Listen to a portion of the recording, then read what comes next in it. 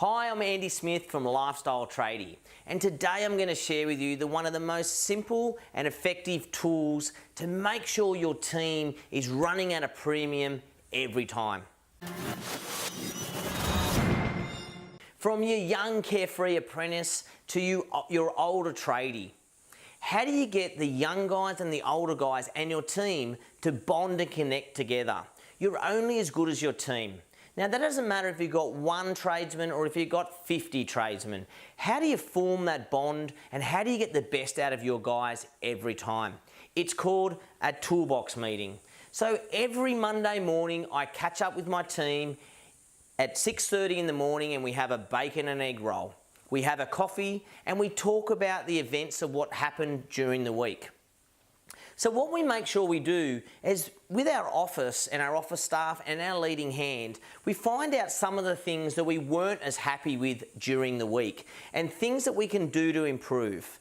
And we have a very candid conversation with everyone about ways that we can improve our business and ways that we can hit our targets and get the best out of every single job.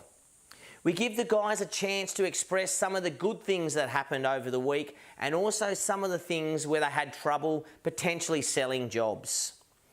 But it's a time to get the team together, to listen to the weekend, to listen how everyone enjoyed themselves and to have that good team bonding. I love the Monday meetings. It's a good chance. Obviously, I'm not out on the tools like I used to be, so it's a chance to get to know the guys, to know them a bit better, and to get the best out of each and every guy. We sit down and we go through our targets for the week, what we expect from the guys, KPIs, or just what we expect they get, the amount of money they're turning over during the week or even during the day. Let's face it, some tradesmen do better than others. So it's a really good point to talk to your tradesmen and to really talk about the guys that are doing extremely well and the guys that maybe aren't doing as well. And it makes a bit of a competition amongst the guys also. It's a really great environment. I've been doing it now for over 6 years and it's changed the lives of a lot of tradies, a lot of members of ours and my friends around Australia, because that single meeting is a real critical point into getting success week on week. Now let's face it, at times tradies don't do the right thing. How do you deal with it? Are you on the phone to them, blowing them up over the phone, or are you writing it down and making a point of it? Sometimes having a go at a tradie when he's in the middle of a job, in the middle of his week, isn't the ideal time to talk about these issues. Some tradies deal with things differently. As I said, you could have an apprentice or you could have an older tradesman. Let's face it, all our tradesmen are so different and they need to be dealt with so differently. So how do you look after your tradesmen and how do you communicate to them? Because let's face it, it doesn't matter if it's your wife, if it's your girlfriend, or if it's your family, or if it's your team. It's all about communication. If you have good communication, you've always got a solid bonding for your business and your friendship and your life. So the main thing is to talk to the tradies to make sure they get it. Now, at times, there may only be one tradie in your team that's not towing the line.